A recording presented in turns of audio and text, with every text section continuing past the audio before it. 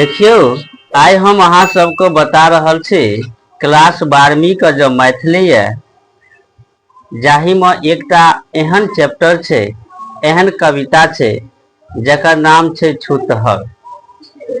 हाँ, बुझलिए। जेना कि मैथिली में बहुत तरह के एहन बात छे न, से अहाँ सब सुनैत होबे, हमहू सब सुनै छिए। एगो अलग प्रकार के भाषा न। कविता के मतलब भेल कोनो चीज खराब चीज, बुझलिए। छूतहर माने की भेले? कोनो चीज खराब चीज, बुझलिए, शापित चीज। तो हम आज जानब छूतहर कविता के सारांश, बुझलिए। जहिना सब कविता के कहानी के सारांश जाने छे ना, आखिर अर्थ की होय छे उ जाने छे के। देखियो ध्यान, कहे छूतहर कविता के रचनाकार काशीकांत मिश्र मधुपै। काशीकांत 10वीं में अहाँ सब मैथिली में पढ़ने हेबे, ठीक है। काशीकांत लेखक छे, उनका मधुप सेहो कहल जाय छे। उ जे छे ई कविता लिखने छे।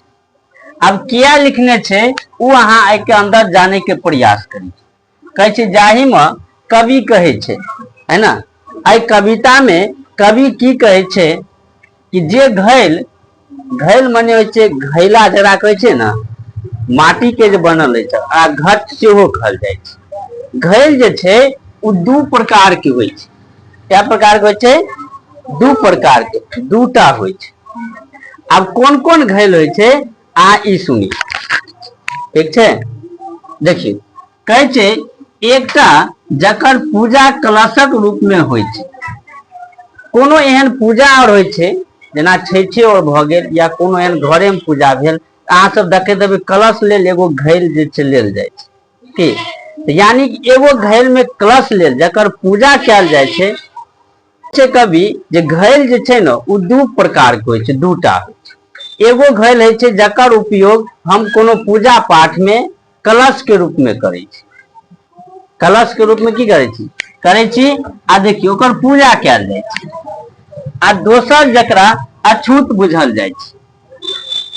दोसर घैल एहनो होय छे कि जकरा अछूत बुझल जाय छे। बनल छे एके माटी से, लेकिन दोनों घैल के अलग अलग उपयोग होय छे। एगो में कलश ल के पूजा कैल जाय छे, एगो में घैल के अछूत बुझल जाय छे, यानी कि उनका दूरे रखल जाय छे ओय घैल।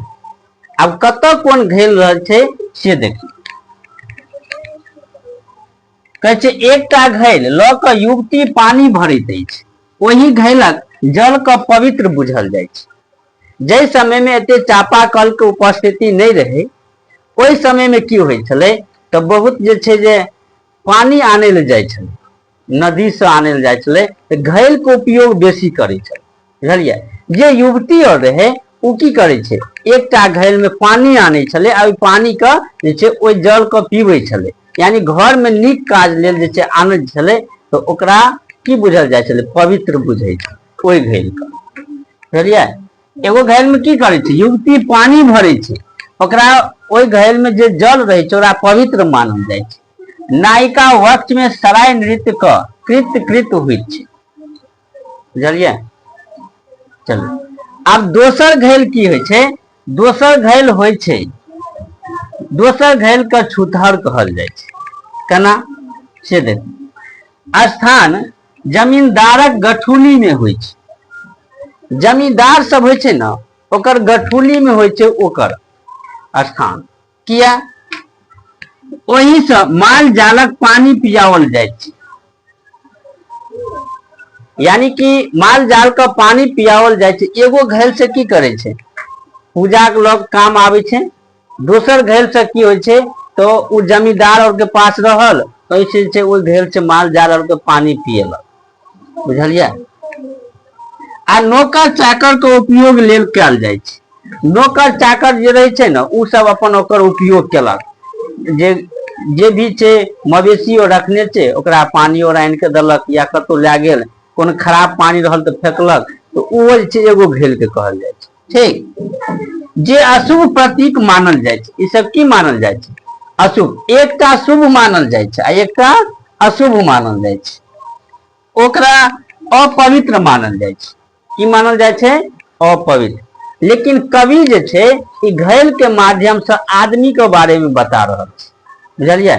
जहिना घैल दो प्रकार के होय छै तहिना मानव दू प्रकार के होय छै। देखिए वही प्रकारे मानवक दू भाग में बांटल गेल अछि। मानव क्या भाग में होय छै, दू भाग में। जहिना एके माटि से दू घैला बनले ना, एगो के नीक बुझल जाय छै, एगो के खराब बुझल जाय छै, ठीक छै। तहिना मानव के छै दू भाग में बांटल गेल छै। केना, उच्च कुलक बालकक शुभ आ पवित्र आ निम्न कुलक बालकक शुभ अशुभ आ अपवित्र मानल जाय छै। समाज में अहाँ देखैत हेबै धर्म के आधार पर, जाति के आधार पर बांटल छै।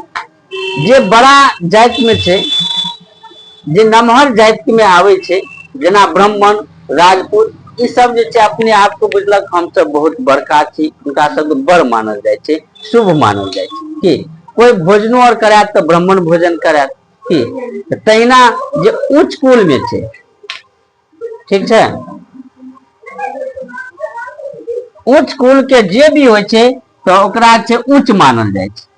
आ निम्न कुलक के जे बालक छै, जेना कि छोट जाति के जे छै, जे भी बालक सब होय छै, जे उ सब की करे छै, छोट जाति के बालक के जे छै अशुभ मानल जाय छै, अपवित्र मानल जाय छै।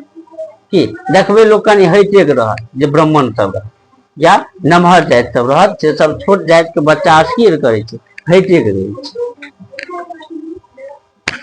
कि देखियो कहै छै हाँ वो अपवित्र आ अशुभ मानल जाय छै। कवि कहै छै जे एक माटी के पका के दुनू घर बनावल जाय छै।